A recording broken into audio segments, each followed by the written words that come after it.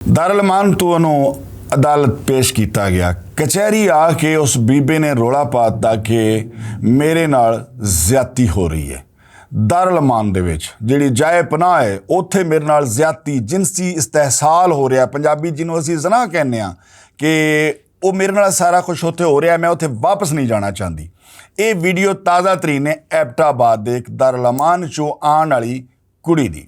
अस्सलाम वालेकुम नाजरीन, भुलेखा टीवी दे नाल मैं आज़म तौकीर। नाजरीन, दारुल अमान जाए पनाह, पनाह दी जगह जिथे तुहानू तहफ़्फ़ुज़ भी मिले, जिथे तुहानू सुकून भी मिले, जिथे तुहाडे मसाइल हल करन दी कोशिश कीती जावे, ये मतलब है दारुल अमान दा।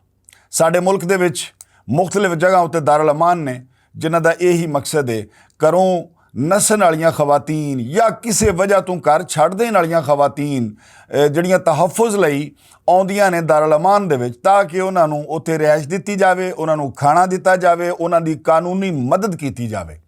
लेकिन अफसोस की गल ये वे कि वो दारुल अमान जिहड़े ने वो फवाशी दे माजरत नाल फवाशी दे अड्डे बन चुके ने। इस वास्ते मैं कह रहा कि यह वीडियो वेखण तो बाद तो कोई शक ही नहीं, स्कैंडल तो पहले भी आते रहे, लेकिन यह वीडियो वेखण तो बाद कोई शक वाली गुंजाइश नहीं रह गई कि उत्थे की कुछ हुंदा वे। औरतां ये समझदियां ने जदों घरों नसदियां ने या किसी हवाले नालों घरों निकल के बेचारियां आउंदियां ने, वो ये समझदियां ने कि हुण असीं महफूज हो गईयां वां, असीं हुण मजबूत हत्थां 'च आ गईयां वां, गौरमेंट है साडी हिफाजत करेगी। लेकिन उन्हां निमाणियां नूं ये बिल्कुल नहीं पता हुंदा कि जिनसी भेड़िए, जिनसी बिल्ले हर जगह दे उत्ते मौजूद ने। वो भावें इदारे होण, वो भावें बाहर दी दुनिया होवे, हर जगह उत्ते जिनसी बिल्ले मौजूद ने। और जिहड़ा तहफ़्फ़ुज़ घरां 'च मिल सकदा है, मैं नहीं समझदा वो तहफ़्फ़ुज़ किसी होर जगह तो मिल सकदा होवे। बहरहाल मजबूरी कारण ये सारा कुछ हुंदा वे। कोई भी अपना घर छड्डना नहीं चाहता, खास करके कोई भी औरत, कोई भी लड़की घर छड्डना नहीं चाहती। मसाइल बनते हैं, कुछ जिहड़ियां ने पसंद दी शादी का चक्कर जिहड़ा हुंदा है इहदे विच, ते कुछ बेचारियां घरां दे मुख्तलिफ मसाइल की वजह तो जिथे उन्हां नूं जान दा तहफ़्फ़ुज़ नहीं हुंदा ते वो भज के आके दारुल अमान आ जांदियां ने। लेकिन दारुल अमान दे विच जो कुछ होण दिया वे, सब तो पहले तुसी इस खातून दी वीडियो सुनो। सारा कुछ कर दे रहे हैं जनागारी। नहीं सर, सुने सुने, ये मेरे साथ बहुत जुल्म करते रहे। दारुल अमान में सर मेरे साथ गुनाहगारी हर कुछ लगा रहे। वीडियो तुसां सुन लई। खातून की कहण रही है, दे विच खुले लफ्ज़ां दे विच ओह कहण रही है कि मेरे नाल दारुल अमान दे विच ज़ना हो रहा है, ज्यादती हो रही है। उस सब कुछ कहती एक सवाल तो कह रही है कि सब कुछ हो रहा है मेरे नाल उत्थे। और दारुल अमान कित्थे दा है? एबटाबाद दा। एबटाबाद हुकूमत किन्हां दी है? PTI दी। यानी अजकल उत्थे वज़ीर आला साहब ने अली अमीन गंडापुर साहब। हुण मैं तुहानूं थोड़ा जिहा पिछे लैके चला जाना वा।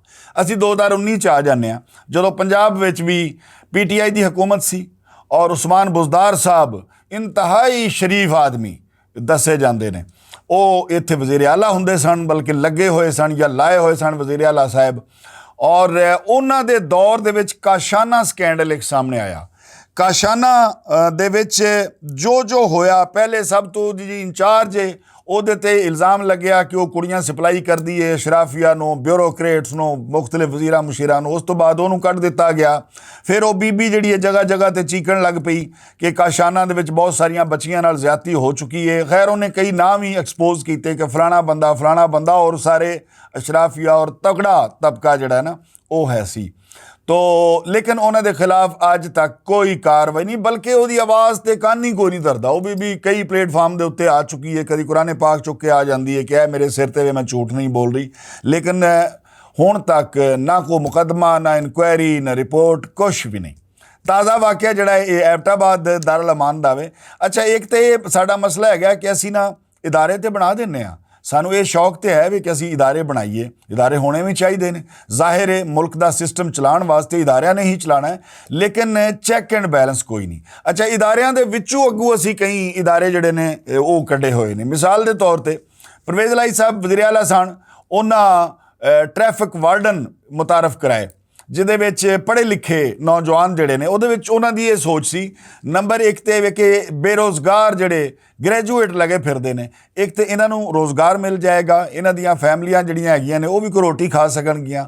ਦੂਜੀ ਗੱਲ ਇਹ ਵੇ ਕਿ ਪੜ੍ਹੀ ਲਿਖੀ ਪੁਲਿਸ ਹੋਏਗੀ, ਤਵੱਜੋ ਦੇਵੇਗੀ, ਰਿਸ਼ਵਤ ਨਹੀਂ ਲਵੇਗੀ, ਬਦਤਮੀਜ਼ੀ ਕਿਸੇ ਨਾਲ ਨਹੀਂ ਕਰੇਗੀ ਤੇ ਨਿਜ਼ਾਮ ਬੜਾ ਅੱਛਾ ਚੱਲੇਗਾ। ਆਪਣੇ ਵੱਲੋਂ ਤੇ ਉਹਨਾਂ ਬਹੁਤ ਅੱਛਾ ਕੰਮ ਕੀਤਾ, ਲੇਕਿਨ ਹੋਇਆ ਕਿ 6 ਮਹੀਨੇ ਤੱਕ ਤੇ ਉਹ ਵਾਰਡਨ ਜਿਹੜੇ ਹੈਗੇ ਨੇ ਵਾਕਈ ਉਹ ਇੰਜ ਲੱਗਦੇ ਸਨ ਕਿ ਜਿਵੇਂ ਆਸਮਾਨੋਂ ਉਤਰੇ ਹੋਏ ਨੇ। ਠੀਕ 6 ਮਹੀਨਿਆਂ ਬਾਅਦ ਉਹਨਾਂ ਪੰਜਾਬ ਪੁਲਿਸ ਵੱਲੋਂ ਵੇਖਿਆ, ਆਪਣੇ ਪਰ ਛੰਡਣ ਤੋਂ ਬਾਅਦ ਉਹਨਾਂ ਵਿੱਚ ਜਨਾਬ ਲਿਓ ਫੈਮਲੀਆਂ ਨਾਲ ਬਦਤਮੀਜ਼ੀ, ਗਾਲੀ ਗਲੋਚ, ਥੱਪੜ ਮਾਰੇ, ਕੀ ਵੀਡੀਓਜ਼ ਜਿਹੜੀਆਂ ਨੇ ਵਾਰਡਨ ਸਾਹਿਬਾਨ ਦੀਆਂ ਸਾਹਮਣੇ ਨਹੀਂ ਆਈਆਂ ਔਰ ਇਹ ਸਿਲਸਿਲਾ ਹੁਣ ਤੀਕਰ ਜਾਰੀ ਹੈ। ਆਏ ਰੋਜ਼ ਇਸ ਤਰ੍ਹਾਂ ਦੀਆਂ ਵਾਰਦਾਤਾਂ ਹੋ ਰਹੀਆਂ ਨੇ। ਇਵੇਂ ਹੁਣ ਸਾਡੀ ਵਜ਼ੀਰ ਆਲਾ ਸਾਹਿਬਾ ਜਿਹੜੀਆਂ ਨੇ ਮੁਹਤਰਮਾ ਮਰੀਮ ਨਵਾਜ਼ ਸ਼ਰੀਫ ਸਾਹਿਬਾ, ਉਹਨਾਂ ਨੇ ਪੁਲਿਸ ਦੇ ਵਿੱਚ ਕਈ ਅੱਗੇ ਸ਼ਾਖਾਂ ਕੱਢ ਦਿੱਤੀਆਂ, ਜਿਵੇਂ ਕਿ CCDI ਜਰਾਇਮ ਖਤਮ ਕਰਨ ਵਾਸਤੇ, ਇਵੇਂ ਹੀ ਜ਼ਖੀਰਾ ਅੰਦੋਜ਼ਾਂ ਵਾਸਤੇ ਇੱਕ ਫੋਰਸ ਬਣਾਈ ਗਈ ਹੈ, ਇਵੇਂ ਹੀ ਮਨਸ਼ਿਆਤ ਫਰੋਸ਼ ਜਿਹੜੇ ਨੇ ਉਹਨਾਂ ਵਾਸਤੇ ਇੱਕ ਫੋਰਸ ਬਣਾਈ ਗਈ ਹੈ। ਲੇਕਿਨ ਮਸਲਾ ਇਹ ਹੈ ਕਿ ਇਹ ਕਿਸੇ ਮਸਲੇ ਦਾ ਹੱਲ ਨਹੀਂ ਹੈ। ਇੱਕ ਫੋਰਸ ਦੇ ਵਿੱਚੋਂ ਅੱਗੋਂ ਕਈ ਹੋਰ ਸ਼ਾਖਾਂ ਕੱਢ ਦੇਣੀਆਂ ਹੈ, ਕਿਸੇ ਮਸਲੇ ਦਾ ਕੋਈ ਹੱਲ ਨਹੀਂ। ਇਹ ਲੋਕ ਵੀ ਸਾਡੇ ਵਿੱਚੋਂ ਨੇ, ਇਹਨਾਂ ਵੀ ਉਹੋ ਜਿਹੀ ਕੁਝ ਕਰਨਾ ਹੈ ਜੋ ਪਹਿਲੇ ਕਰ ਰਹੇ ਨੇ। ਅਸਲ ਚੀਜ਼ ਹੈ ਚੈੱਕ ਐਂਡ ਬੈਲੈਂਸ ਸਿਸਟਮ, ਉਹ ਅਸੀਂ ਨਾ ਹੁਣ ਤੱਕ ਦੇ ਸਕੇ ਹਾਂ, ਨਾ ਅਸੀਂ ਚੈੱਕ ਐਂਡ ਬੈਲੈਂਸ ਰੱਖ ਸਕੇ ਹਾਂ। ਤਾਜ਼ਾ ਵਕੂਆ ਜਿਹੜਾ ਹੋਇਆ ਇਹ ਵੀ ਜਨਾਬ ਲਈ PTI ਦੇ ਰੰਗੀਲਿਆਂ ਦੇ ਦੌਰ ਵਿੱਚ ਹੋਇਆ ਵੇ।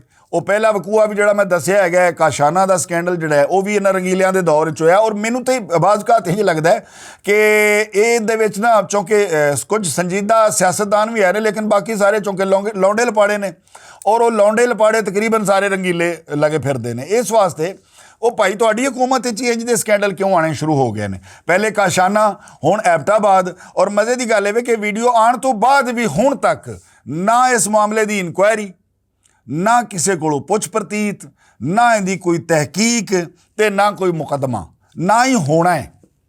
ਇਸ ਵਾਸਤੇ ਕਿ ਵਜ਼ੀਰ ਆਲਾ ਸਾਹਿਬ ਜਿਹੜੇ ਨੇ ਖੈਬਰ ਪਖਤੂਨਖਵਾ ਦੇ ਅਲੀ ਮੀਆਂ ਗੰਡਾਪੁਰ ਸਾਹਿਬ, ਉਹਨਾਂ ਦੇ ਮਸਾਇਲ ਹੀ ਕੁਝ ਹੋਰ ਨੇ। ਉਹਨਾਂ ਦੇ ਮਸਾਇਲ ਜਿਹੜੇ ਨੇ ਉਹ ਹਕੂਮਤ ਬਚਾਉਣਾ ਤੇ ਹਕੂਮਤ ਕਰਨਾ ਹੈ। ਉੱਥੇ ਆਪਣੇ ਮਾਮਲਾਤ, ਅੱਛਾ ਮਜ਼ੇ ਦੀ ਗੱਲ ਇਹ ਉੱਥੇ ਨਾ ਸਕੂਲ ਹੈ, ਨਾ ਸੜਕਾਂ ਨੇ, ਬੰਦੇ ਉੱਥੇ ਮਰੀ ਜਾ ਰਹੇ ਨੇ, ਬੰਬ ਧਮਾਕੇ ਉੱਥੇ ਹੋਏ, ਕੀ ਉੱਥੇ ਨਹੀਂ ਹੋਇਆ ਜਨਾਬ ਦੀ ਹਕੂਮਤ ਦੇ ਵਿੱਚ। ਔਰ ਜਨਾਬ ਦੀ ਸਾਰੀ ਤਵੱਜੋ ਜਿਹੜੀ ਉਹ ਆਪਣੀ ਕੁਰਸੀ ਬਚਾਉਣ ਦੇ ਉੱਤੇ ਵੇ।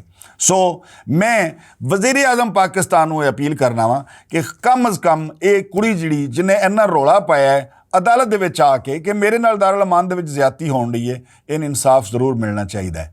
ਜਿਹੜੇ ਮੁਜਰਮ ਨੇ ਉਹਨਾਂ ਨੂੰ ਸਜ਼ਾ ਦਿੱਤੀ ਜਾਵੇ। ਜੇ ਸਜ਼ਾ ਨਾ ਦਿੱਤੀ ਗਈ ਤਾਂ ਇਹ ਮਾਮਲਾਤ ਇਸ ਤਰ੍ਹਾਂ ਹੀ ਚੱਲਦੇ ਰਹਿਣਗੇ, ਜਿਹੜਾ ਕਿ ਬੜਾ ਵੱਡਾ ਜ਼ੁਲਮ ਹੈ।